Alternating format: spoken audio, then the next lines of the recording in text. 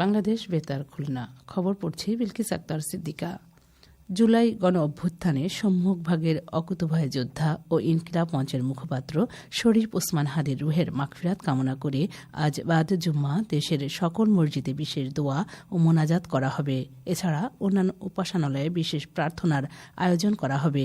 উল্লেখ্য, দুর্বৃত্তদের গুলিতে গুরুতর আহত শরীফ ওসমান হাদি গতরাতে সিঙ্গাপুরে একটি হাসপাতালে ইন্তেকাল করেন। এদিকে ইনকিলাব মঞ্চের মুখপাত্র শরীফ ওসমান হাদির মৃত্যুতে আগামীকাল দেশে রাষ্ট্রীয় শোক ঘোষণা করা হয়েছে। দেশের সকল সরকারি, আধা সরকারি, স্বায়ত্তশাসিত প্রতিষ্ঠান, শিক্ষা প্রতিষ্ঠান সহ সব সরকারি বেসরকারি ভবন এবং বিদেশে বাংলাদেশ মিশনগুলোতে জাতীয় পতাকা অর্ধনমিত থাকবে। খুলনা বিশ্ববিদ্যালয়ের 2025-26 শিক্ষাবর্ষে স্নাতক ও স্নাতক সম্মান প্রথম বর্ষের এ ইউনিটের বিজ্ঞান প্রকৌশল ও প্রযুক্তিবিদ্যা স্কুলের ভর্তি পরীক্ষা আজ একযোগে খুলনা, ঢাকা, রাজশাহী ও চট্টগ্রাম কেন্দ্রে অনুষ্ঠিত হবে। সকাল 10টা থেকে বেলা 11:30 পর্যন্ত এ ইউনিটের ভর্তি পরীক্ষা অনুষ্ঠিত হবে।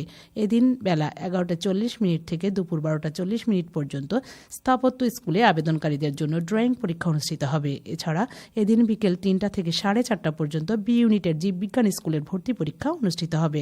বিশ্ববিদ্যালয় প্রশাসন পরীক্ষা সুষ্ঠু ও নিরাপদভাবে সম্পন্ন করতে সকল ধরনের প্রস্তুতি সম্পন্ন করেছে। পরীক্ষা কেন্দ্রগুলোতে বাড়ানো হয়েছে নিরাপত্তা ব্যবস্থা। চিকিৎসা প্রযুক্তি উদ্ভাবনী গবেষণায় আন্তর্জাতিক সহযোগিতার লক্ষ্যে খুলনা প্রকৌশল ও প্রযুক্তি বিশ্ববিদ্যালয়, কুয়েটের লেদার ইঞ্জিনিয়ারিং বিভাগ এবং তাইওয়ানের ন্যাশনাল চেং কুং ইউনিভার্সিটি এর মেডিকেল ডিভাইস ইনোভেশন সেন্টারের মধ্যে এক সমঝোতা স্মারক স্বাক্ষর গতকাল বিশ্ববিদ্যালয়ের ভাইস চ্যান্সেলরের দপ্তরে অনুষ্ঠিত হয়। বিশ্ববিদ্যালয়ের ভাইস চ্যান্সেলর প্রফেসর ড. মোহাম্মদ মাকসুদ হেলালি সমঝোতা স্মারক স্বাক্ষর অনুষ্ঠানে প্রধান অতিথি ছিলেন। সমঝোতা স্মারক স্বাক্ষর অনুষ্ঠানে কুয়েটের পক্ষে রেজিস্ট্রার প্রকৌশলী মোহাম্মদ আনিসুর রহমান ভূঁইয়া এবং তাইওয়ানের ন্যাশনাল চেং কুং ইউনিভার্সিটির পক্ষে মেডিকেল ডিভাইস ইনোভেশন সেন্টারের পরিচালক প্রফেসর ড. ফং চিন সু এই চুক্তিতে স্বাক্ষর করেন। এ চুক্তির আওতায় থেরাপিউটিক ফুটওয়্যার, চিকিৎসা সংক্রান্ত জুতো, foot orthotics, human movement biomechanics এবং স্মার্ট ওয়ারেবল সিস্টেমের মতো অত্যাধুনিক ক্ষেত্রগুলোতে যৌথ গবেষণা ও উন্নয়ন নিশ্চিত করা হবে। সমঝোতা স্মারকের আওতায় উভয় প্রতিষ্ঠানের মধ্যে শিক্ষক, গবেষক ও শিক্ষার্থী বিনিময়ে যৌথ বৈজ্ঞানিক সেমিনার আয়োজন এবং বিশেষায়িত প্রশিক্ষণ কর্মসূচি বাস্তবায়ন করা হবে। ত্রয়োদশ জাতীয় সংসদ নির্বাচন 2026কে সামনে রেখে খুলনায় বিভিন্ন রাজনৈতিক দলের মনোনয়ন ফর্ম সংগ্রহ কার্যক্রম অব্যাহত রয়েছে। গতকাল পঞ্চম দিনে জেলার 6টি সংসদীয় আসনে আরও 4 জন সম্ভাব্য প্রার্থী মনোনয়ন ফর্ম সংগ্রহ করেছেন। এ নিয়ে এখন পর্যন্ত খুলনায় মোট 17 জন প্রার্থী মনোনয়ন ফর্ম সংগ্রহ করেছেন। এদিকে যশোরে 5টি আসনে গত 2 দিনে 13 জন প্রার্থী মনোনয়ন ফর্ম সংগ্রহ করেছেন। আগামী ত্রয়োদশ জাতীয় সংসদ নির্বাচনী প্রচার প্রচারণা জমে উঠেছে। এবার শুনুন এ নিয়ে আমাদের যশোর জেলা সংবাদদাতার পাঠানো একটি প্রতিবেদন। ত্রয়োদশ জাতীয় সংসদ নির্বাচনের তফসিল ঘোষণার আগে থেকেই উৎসবের আমেজে ভাসছে যশোর। ভোট গ্রহণের দিনক্ষণ চূড়ান্ত হওয়ার আগে থেকেই স্থানীয় রাজনৈতিক দলগুলোর ব্যাপক প্রস্তুতি জেলার সর্বত্র সৃষ্টি করেছে এক জোরালো নির্বাচনী আবহ।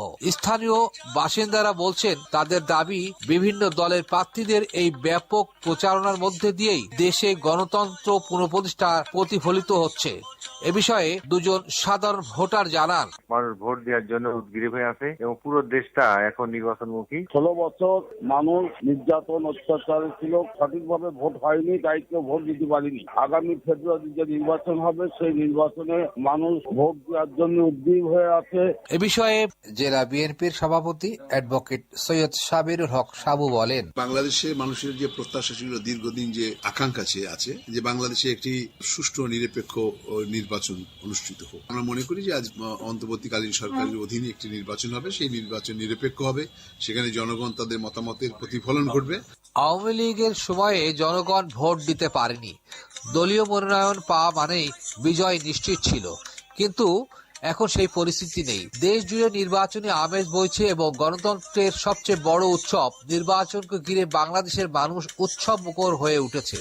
জাতীয় নাগরিক পার্টি এনসিপির সম্ভাব্য প্রার্থী খালিদ সাইফুল্লাহ জুয়েল বলেন, বাংলাদেশের মানুষ দীর্ঘদিন পরে আশা করছে যে একটি সুন্দর সুষ্ঠু পরিবেশে তাদের যে গণতান্ত্রিক অধিকার, ভোটাধিকার প্রয়োগ করবে। দীর্ঘদিন বাংলাদেশের মানুষ অগণতান্ত্রিক প্রক্রিয়ার মধ্য দিয়ে গেছে এবং তাদের ভোটাধিকার প্রয়োগ করতে পারে নাই। তরুণদের বিরাট একটি অংশ কিন্তু দীর্ঘদিন ভোট দিতে পারে নাই, ফলে তারা এবার প্রথমবার তাদের ভোটাধিকার প্রয়োগ করবে। নির্বাচনী উৎসব এখন সবার ঘরে ঘরে। সাজ্জাদ গনি খান রিমন, যশোর জেলা সংবাদদাতা, বাংলাদেশ বেতার, খুলনা। খেলার খবর ক্রিকেট। সাতক্ষীরা জেলা স্টেডিয়ামে তারুণের উৎসব ক্রিকেট টুর্নামেন্টের গতকালের ফাইনাল খেলায় Satkhira source of cricket academy 15 রানে তালা ক্রিকেট একাডেমিকে পরাজিত করে চ্যাম্পিয়ন হয়েছে। খুলনা বিভাগীয় ক্রীড়া কর্মকর্তা মোহাম্মদ আলিমুজ্জামান প্রধান অতিথি হিসেবে বিজয়ীদের মধ্যে পুরস্কার বিতরণ করেন। ফুটবল। খুলনা রূপসা উপজেলার কাজদিয়া সরকারি উচ্চ মাধ্যমিক বিদ্যালয় মাঠে 16 দলীয় খান আলমগীর কবির স্মৃতি ফুটবল টুর্নামেন্টের গতকালের খেলায় খুলনা মোহামেডান স্পোর্টিং ক্লাব টাইব্রেকারে 4-3 গোলে গোপালগঞ্জ ফুটবল ট্রেনিং সেন্টারকে পরাজিত করেছে। সবশেষে আবহাওয়া। আজ বেলা 1টা পর্যন্ত পূর্বাভাসে বলা হয়েছে অভ্যন্তরীণ নদী বন্দরগুলোর জন্য কোনো সতর্কবাণী নেই এবং কোনো সংকেত দেখাতে হবে না। খবর শেষ হলো। আমাদের পরবর্তী খবর প্রচারিত হবে দুপুর 12টা 10 মিনিটে বাংলায়।